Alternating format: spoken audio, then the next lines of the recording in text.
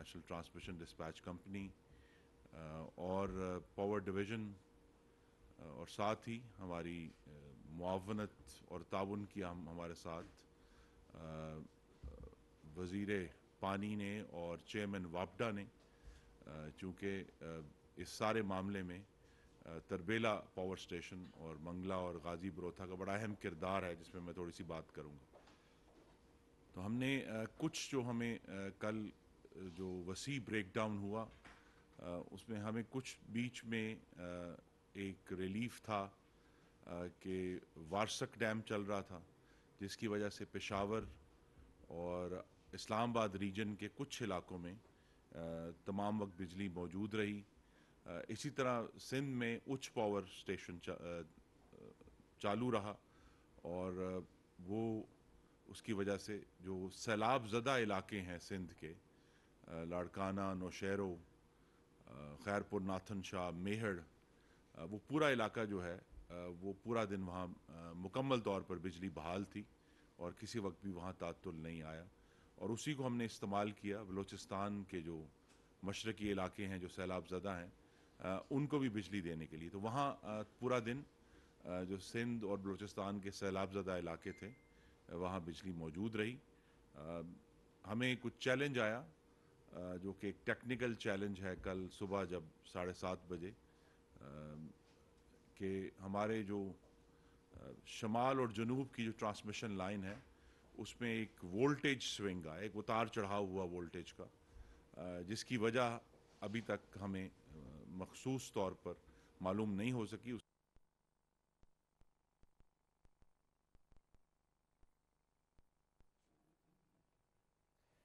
وزیر توانائی خرم دستگیر صاحب اس وقت میڈیا سے گفتگو کر رہے ہیں، اور جو کل ایک اہم دن اس لحاظ سے کہ ظاہر ہے ہم سب نے جس طرح سے بجلی کا بریک ڈاؤن دیکھا اور اس کے بعد ایکسپیکٹ کیا جا رہا تھا کہ اس کی ڈیٹیلز ہیں وہ سامنے آئیں گی۔ کل وزیر اعظم پاکستان میاں محمد شہباز شریف صاحب نے اس کا نوٹس بھی لیا تھا، اعلیٰ سطح کی کمیٹی قائم کی تھی اور کہا تھا ذمہ داروں کا تعین کیا جائے گا۔ وہ اس وقت گفتگو کر رہے ہیں۔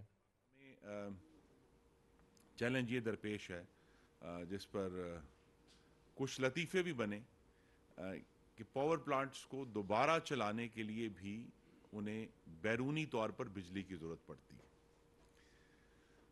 تو اس کے لیے ہمارا جو انحصار ہے وہ تربیلا کے اوپر ہے، کیونکہ تربیلا میں وہ جو کہ پن بجلی کا پلانٹ ہے، تو لہٰذا وہاں وہ کیپیبلٹی ہے کہ وہ تربیلا کو دوبارہ چلا کر پھر باقی پاور پلانٹس کو تھوڑی تھوڑی بجلی فراہم کی جاتی ہے، جس کے ذریعے وہ پھر اپنا سسٹم آن کر لیتے ہیں۔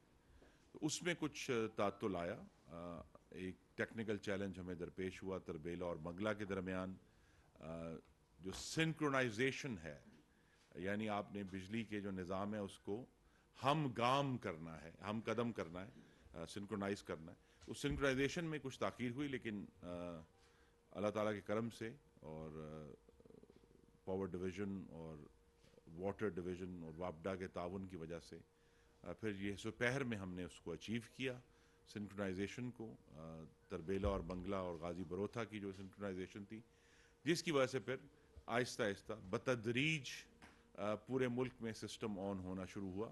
جس طرح میں نے کہا کہ پیسکو اور آئی ایس کو تو صبح کے وقت ہی اس میں کچھ جزوی طور پر بحالی ہو گئی تھی، سکھر میں بھی اچ پاور کی وجہ سے بجلی موجود تھی۔ اس کے بعد پھر وقت کے ساتھ ساتھ پہلے ملتان کو کچھ 12:30 بجے ان کو کچھ بجلی دی گئی، پھر حیدرآباد کو 4:30 بجے، اور پھر آہستہ آہستہ اسلام آباد کو، لاہور کو، گجرانوالہ جو پاور کمپنی ہے، اور فیصل آباد کو۔ تو آج صبح 5:15 پر مکمل طور پر پاکستان کا نظام جو ہے وہ بحال ہو چکا ہے۔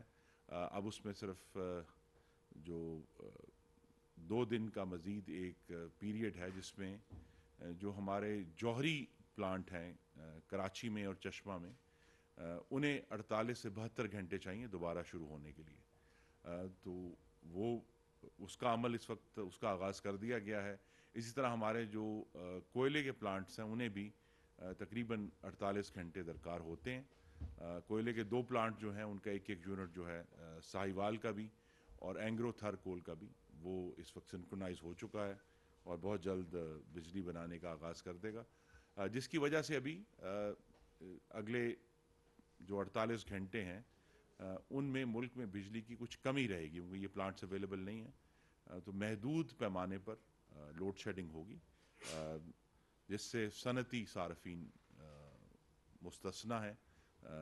انڈسٹری کو جس طرح ہماری پالیسی ہے کہ مکمل طور پہ بجلی دی جائے گی تاکہ پاکستانیوں کا روزگار اور کاروبار متاثر نہ ہو۔ 2-3 ایشوز تھے جس میں آپ کے سامنے رکھنے ہیں، اس کا حصہ ہے یہ۔ پہلی بات یہ ہے کہ کل جو ایک ہمیں ڈسٹربنس ہوئی سسٹم میں، اس کی وجہ سے جو ہمارا ترسیلی نظام ہے پورے ملک کا، وہ اللہ تعالیٰ کے کرم سے محفوظ رہا ہے۔ اس میں کسی قسم کے کسی نقصان کی ہمیں اطلاع نہیں کہ کہیں کوئی آگ لگی ہے یا کسی دھند کی وجہ سے، کوئی ایسا ایشو نہیں ہے۔ تو ترسیلی نظام مکمل طور پر محفوظ ہے، اور یہی وجہ تھی 2022 موسم بھی دیکھیں گے پاکستان کی عوام کو۔ پاکستان کی عوام کو ایک تحفہ یہ دیا کہ عوام کو پتہ چل گیا کہ پاکستان کا میڈیا کیا ہے۔ سال 2022 میں سب سے زیادہ دیکھے جانے والا چینل بول نیوز رہا نمبر 1۔ ہم نے بہت سارے شوز اور ٹرانسمیشنز کی، پورا سال مسلسل جدوجہد میں نکل گیا کہ یہ ووٹ آف کانفیڈنس کے پیچھے کون لوگ تھے۔ توڑے ریٹنگ کے سبھی ریکارڈ۔ سوشل میڈیا پر بھی سب سے زیادہ تیزی سے 2.4 بلین ویوز کا سنگ میل عبور کیا۔ اینکرز کو بھی عوام میں سب سے زیادہ مقبولیت ملی، اور سوشل میڈیا پر بھی بول رہا سب پر بھاری۔ سبسکرائب کریں اور بیل دبائیں تاکہ کوئی خبر رہ نہ جائے۔